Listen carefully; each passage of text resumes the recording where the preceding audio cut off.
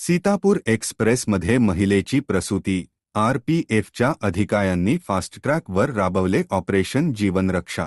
Nashik road, 11 फेब्रुवारी 2026 Nashik road येथे Sitapur एक्सप्रेसमध्ये general कोचमध्ये प्रवास करणाऱ्या एका महिलेला प्रसूती कळा निघाल्यानंतर इतर प्रवासी व नातेवाईकांनी तिला धीर दिला.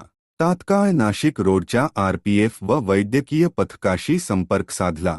मात्र वैद्यकीय पथक येण्याच्या महिलेची प्रसूती जनरल कोचमध्ये झाली. नाशिक रोड येथील आरपीएफच्या जवानांनी ऑपरेशन जीवन रक्षा अंतर्गत या महिलेला तात्काळ हॉस्पिटलला नेले आणि महिलासह तिच्या बाळाचे प्राण ऑपरेशन जीवन रक्षा उपक्रम अंतर्गत सुरक्षित केले.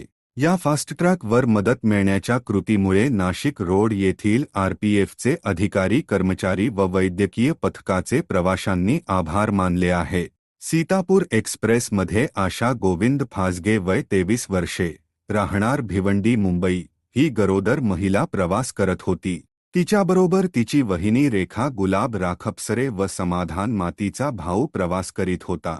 आरपीएफच्या कर्मचाऱ्यांनी महिला आणि नवजात बालकास रिक्षाद्वारे बिटको हॉस्पिटल येथे उपचारासाठी ॲडमिट केले. त्यानंतर महिलेची व बाळाची परिस्थिती पाहता बिटको हॉस्पिटलच्या अधिकाऱ्यांनी या महिलेला व नवजात बालकाला त्याची प्रकृती नाजूक असल्याने नाशिक येथील सिव्हिल हॉस्पिटल येथे उपचार घेण्याचा सल्ला दिला. बालक व महिलेला तात्काळ सिव्हिल हॉस्पिटलला स्थलांतरित करण्यात येऊन उपचार सुरू केले.